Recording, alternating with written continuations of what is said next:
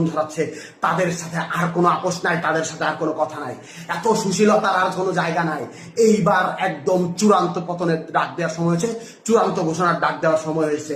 আমরা স্পষ্ট করে বলতে চাই, খুনি হাসিনাকে আমরা স্পষ্ট করে বলেছিলাম, আপনার হাতে যেই রক্তের দাগ লেগে আছে, রক্তের দাগ মুছে নিন, তারপর আমরা আপনার সাথে নেগোসিয়েশনে যাব, আলোচনায় যাব, কথা বলবো, আপনি খুনের হত্যার বিচার করুন। তিনি বিচার করেন নাই। তিনি কি করলেন? তিনি আমাদের শিক্ষার্থীদের উপর আবারও ক্র্যাকডাউন চালাইলেন, আবারও গুলি করলেন। আপনারা দেখতে পাইছেন আজকে উত্তরায় কিভাবে ছাত্রলীগ যুবলীগের ক্যাডাররা ওপেন ফায়ার করতেছে। আজ হবিগঞ্জে আমার ভাই শহীদ হয়েছে, আজ সিলেটে আমার ভাই শহীদ হচ্ছে, আজ খুলনায় আমার ভাই শহীদ হচ্ছে, আজ লক্ষ্মীপুরে আমার ভাই শহীদ হচ্ছে, সারা বাংলাদেশে আমার ভাইরা শহীদ হচ্ছে। এই জিনিস কেন হাসিনা করতেছে? এই জিনিস ওই খুনি হাসিনা, ওই স্বৈরাচারী হাসিনা কেন করতেছে? জবাব দিতে হবে। ও পাগল হয়ে গেছে, একটা মানুষ সাইকোপ্যাথ হয়ে গেছে। একজন সাইকোপ্যাথ কিলারের হাত থেকে এই বাংলাদেশকে রক্ষা করতে হবে।